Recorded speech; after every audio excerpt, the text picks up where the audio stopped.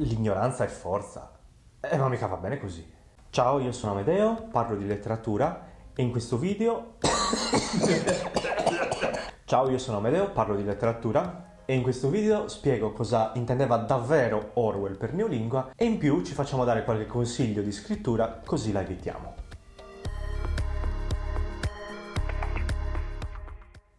Non devi guardare che devi guardare. Questa è l'edizione della Penguin di 1984. La Penguin sarebbe un po' come l'Einaudi inglese. Il titolo è censurato, ma l'inchiostro in realtà è come quello delle schede telefoniche, perché più in pratica questo libro passa di mano in mano, quindi la cultura diciamo si diffonde, più l'inchiostro scompare, ecco. In questa settimana ho studiato Orwell da un punto di vista sotto il quale non l'avevo mai affrontato, cioè quello del linguaggio. Ed è strano perché Orwell viene sempre ricordato per appunto aver inventato la neolingua orwelliana. Il linguaggio poi per Orwell era ovviamente collegato alla scrittura e infatti in questo video lo dividiamo in due parti. Nella prima parte descrivo cosa intendeva Orwell per neolingua, nella seconda parte parlo dei suoi consigli di scrittura.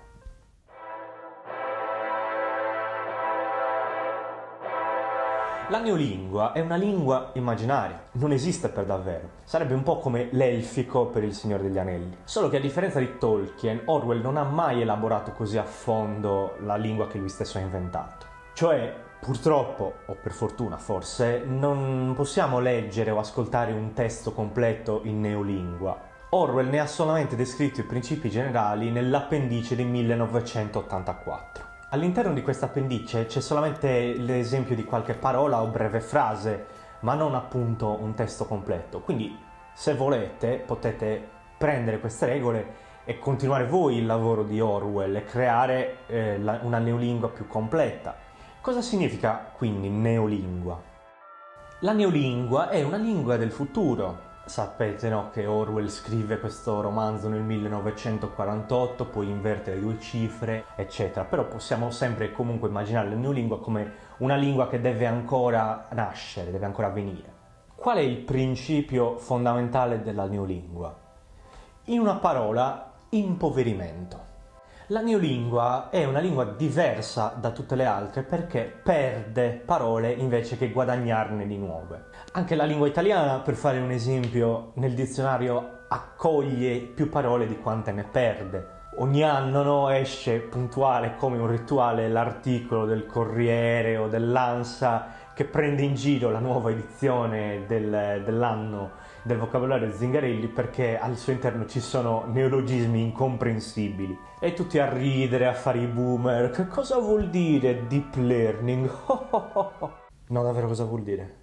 Questo perché una lingua per natura tende a generare nuove parole. Lo fa in vari modi che magari per adesso è meglio tralasciare, però ho fatto un video che parla degli anglicismi, potete andare a recuperarlo per approfondire. Quindi una lingua si espande per natura.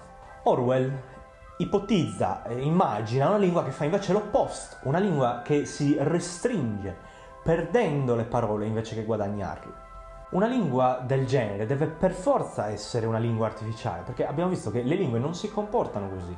Nell'appendice di 1984 dedicata alla neolingua, Orwell spiega proprio punto per punto i metodi utilizzati dai malvagi governatori del mondo per impoverire la neolingua. Il dizionario della neolingua si divide in tre gruppi che racchiudono le parole a seconda del luogo dove vengono usate. Il lessico A, che racchiude i termini usati nel quotidiano, come per esempio mangiare o lavorare. Il lessico B, che contiene i termini di uso politico, e il lessico C, che contiene i termini scientifici. Il lessico più particolare della neolingua è sicuramente il lessico B, quello dei termini politici. È lì che avvengono i magheggi più strani per manipolare il linguaggio. Vi faccio due esempi di parole appartenenti a questo gruppo.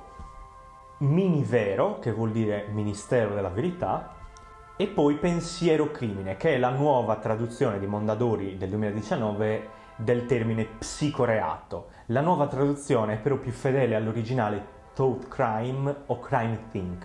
I malvagi creatori della neolingua del mondo di 1984 hanno creato queste parole con un unico scopo: il significato deve essere limitato, cioè con i termini della neolingua non può essere possibile concepire nessun pensiero che sia un pensiero di ribellione, perché non esistono le parole per esprimerlo.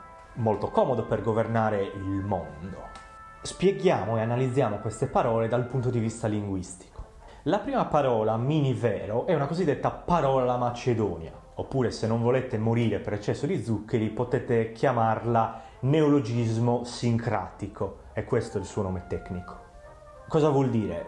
Semplicemente si prendono due parole di partenza, in questo caso ministero e verità, si taglia la metà della prima, la metà della seconda e si attaccano insieme in una specie di Frankenstein linguistico. Oltre a questo avviene anche un piccolo aggiustamento fonetico perché verità diventa vero, perché, sempre secondo i dettami della neolingua che Orwell descrive, le parole dovevano essere piacevoli da pronunciare, perché dovevano essere preferite alle parole che andavano a sostituire. La parola Macedonia, secondo Orwell, è un tipo di parola che va a oscurare il significato della parola di partenza, perché, abbreviando un nome, se ne restringeva impercettibilmente il senso, perché si eliminava la maggior parte delle idee che gli venivano associate. Ed è proprio così, se ci pensate, perché la parola minivero vuol dire Ministero della Verità, quindi ha a che fare con la verità, ma non contiene la parola verità, non la contiene più almeno. È una sottigliezza che trovo veramente affascinante. La parola pensiero crimine invece è più semplicemente una parola composta, pensiero più crimine. Questa parola rappresenta un altro dei modi che la neolingua usa per restringere sempre di più il significato delle parole. E cioè, in una singola parola della neolingua confluiscono tanti significati di parole diverse. Infatti, la parola pensiero crimine racchiude tutti i concetti che rientrano più o meno sotto il campo della libertà di pensiero. In questo modo la parola libero non serve più. Tutti i suoi significati infatti rientrano sotto la parola pensiero crimine. Cosa si fa allora? O la parola si toglie, oppure, mossa ancora più malvagia, si toglie il significato che non si vuole a quella parola. E infatti in neolingua la parola libero vuol dire semplicemente senza. Si può dire solamente che un prato è libero da erbacce nel senso che è senza erbacce. Se invece in neolingua si prova a dire che una persona è libera, vi verrebbe chiesto libera da cosa? Una persona quindi non può essere libera nel senso di libertà del pensiero, perché non esiste più la parola che dice che è libera in quel senso. Anzi, la parola esiste, ma è pensiero crimine, che racchiude tutti i significati della libertà di pensiero, appunto. L'opposto della parola pensiero crimine è doppio pensare, double think in originale, bipensiero nella vecchia traduzione. Il doppio pensare è alla base della neolingua. Si tratta di un modo di pensare particolare, seguitemi perché le cose si fanno veramente un po' complicate. Quando voi pensate una cosa, di solito arrivate a una certa conclusione, spero. La guerra è brutta. Nel mondo di Orwell, le persone sono costrette invece a pensare due cose opposte contemporaneamente. Gli slogan, infatti, di 1984 sono la guerra è pace, la libertà è schiavitù, l'ignoranza è forza. I più curiosi di voi si potrebbero chiedere perché il terzo slogan è l'ignoranza è forza e non l'ignoranza è intelligenza. Credo che sia per il fatto che appunto la neolingua, come abbiamo detto, tende a comprimere tanti significati all'interno di singole parole. Per questo ignoranza sta a debolezza come intelligenza sta a forza e i termini si possono scambiare un po' come si vuole. Avrete notato che a forza di comprimere tanti significati all'interno di una singola parola, alla fine le parole iniziano a voler dire l'opposto di quello che significavano in partenza, o comunque il loro significato non è veramente proprio chiaro. Ma questo è l'ideale per i governatori del mondo di 1984, perché così possono decidere loro quale significato dare alle parole a loro piacimento. Tra l'altro una qualche forma di neolingua è anche visibile in Hunger Games, perché all'interno di quel romanzo distopico i pacificatori sono una polizia che però malmena chiunque tenti di ribellarsi al regime. Quando Orwell immagina la neolingua, però, dà vita a tutti i suoi timori peggiori per quanto riguarda l'uso del linguaggio. Ma nei saggi Orwell ci dà dei consigli più pratici per come evitare un tipo di linguaggio che si avvicini alla neolingua. Andiamo a leggerli.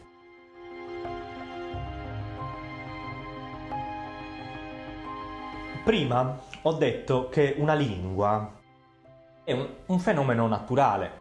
Intendo dire che se comunque nello parlare, nello scrivere compiamo delle scelte personali, in ogni modo la lingua si evolve indipendentemente da quello che facciamo noi. E per esempio imporre delle regole dall'alto è quasi sempre una mossa inutile per dettare lo sviluppo di una lingua. Orwell non sarebbe stato proprio d'accordo. Leggiamo il suo punto di vista. La nostra civiltà è in decadenza e la lingua non può che essere partecipe del crollo generale. Ne consegue che qualunque lotta agli abusi linguistici è un arcaismo sentimentale, come il preferire le candele alla luce elettrica o le carrozze agli aeroplani. Ciò sottintende la convinzione semiconscia che la lingua sia qualcosa che cresce naturalmente e non uno strumento cui diamo forma noi per i nostri scopi. Orwell non era un linguista, era uno scrittore, quindi penso che sia ovvio che ponesse più l'attenzione sull'aspetto creativo della lingua, quello personale e non quello sociale, quello che possiamo controllare, insomma. Stando a quello che dice, la lingua lasciata a se stessa va in decadenza assieme alla politica, all'economia e al pensiero anche di una nazione. La lingua, secondo Orwell, non solo si può controllare, ma si deve controllare, perché se non lo facciamo noi, lo fanno le persone malintenzionate, come appunto l'abbiamo visto i governi distopici. Cos'è che consiglia di fare quindi Orwell a chi scrive o a chi parla in pubblico, per esempio? Abbiamo imparato che il principio guida della neolingua è l'impoverimento. Impoverimento che ha lo scopo di oscurare, di rendere oscuro il significato delle parole. Se appunto la neolingua era l'incubo peggiore di Orwell, capiamo allora che una lingua che lui invece approva è una lingua che ha nella chiarezza il suo punto di riferimento. Una lingua buona, e quindi una scrittura buona, è una lingua innanzitutto chiara. E chi non è d'accordo? Orwell approfondisce e si spinge a dare dei consigli pratici a chi vuole scrivere.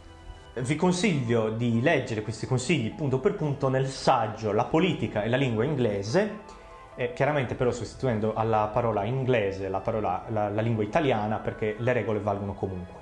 Per fare una sintesi possiamo prendere i principi della neolingua e rovesciarli e otteniamo dei buoni consigli di scrittura. Perciò, al posto di ricercare un significato oscuro, ne dobbiamo ricercare uno che sia chiaro e ben definito. Tra i vari modi che Orwell indica nel saggio La politica e la lingua inglese, ce ne sono due che mi sembra che si applicano a ogni tipo di scrittura. Primo, evitare le frasi fatte. Le frasi fatte sarebbero quelle metafore morte che non significano più niente.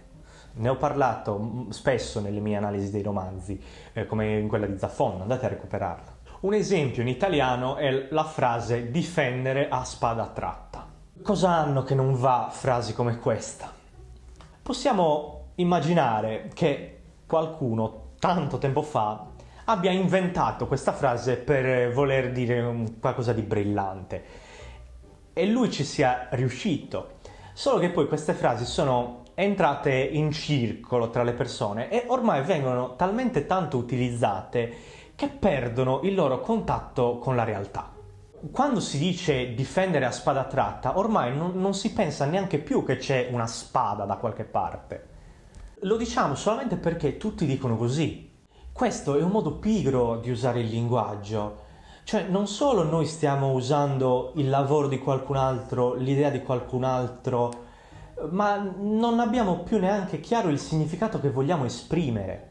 Fate un esperimento e provate a chiedere alle persone che usano le frasi fatte l'origine delle espressioni che usano. Non lo sapranno, la maggior parte di loro non lo saprà. Come seconda indicazione, invece, che è un'indicazione più generale, Orwell invita semplicemente a evitare tutte le espressioni senza senso, quelle parole o appunto frasi che vengono buttate lì solamente per darsi un'aria intellettuale. Vi devo fare un esempio. Una volta su Instagram stavo leggendo la recensione di un romanzo e c'era scritto: la prosa di quest'autore è geniale. Allora mi sono fermato e ho chiesto: ma cosa intendi per geniale, per prosa geniale? La risposta è che neanche le persone che usano queste parole sanno veramente cosa intendono. Orwell lo sapeva bene, se ne era accorto anche lui, e ci invita a fare un esperimento. Ogni volta che trovate una parola che vi sembra buttata a caso, provate a sostituirla con i termini bello o brutto. Nel mio caso, nell'esempio che ho fatto, la prosa di quest'autore è geniale diventa la prosa di quest'autore è bella. Vedete che il significato non cambia molto, anzi non cambia quasi per niente. Questo vuol dire che quella parola lì è una parola generica, che non ha veramente senso. Si tende a racchiudere in delle parole forse più tecniche, più altisonanti, tanti significati. Esattamente come fa la neolingua, come fa il bipensare, ve lo ricordate? Non lo nascondo, anzi l'ho dato a vedere molte volte nei video precedenti, io sotto questo aspetto sto dalla parte di Orwell. Io cioè sono per la chiarezza della scrittura. Non è solamente essere dalla parte del pueblo, ma è proprio il valore che io do alla letteratura. Per me un pensiero chiaro corrisponde a un linguaggio chiaro, anche laddove questo pensiero sia in realtà molto complesso. So già che là fuori ci sono persone che non la pensano come me, sono gli scrittori postmoderni, come appunto i vari Zafon o Murakami per certi versi.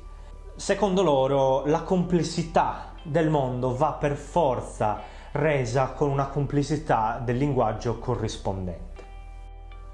Qua giungiamo, secondo me, a una divergenza irriducibile tra due scuole di pensiero. E sinceramente a oggi non saprei se possono essere mediate. Voi cosa ne pensate? Siete più per la chiarezza del linguaggio oppure pensate che una metafora valga più di 1000 parole? Ci vediamo nei commenti. Bene, io credo di aver detto tutto. In descrizione e nei commenti lascio una playlist di altri video su George Orwell, tra cui per esempio 2 audiolibri gratuiti, uno di 1984 e della Fattoria degli Animali. Non perdeteli. Se state ancora ascoltando, evidentemente avete trovato questo video interessante. Vi invito allora a farmelo sapere, lasciando un mi piace e condividendo il video. Io vi saluto e a presto.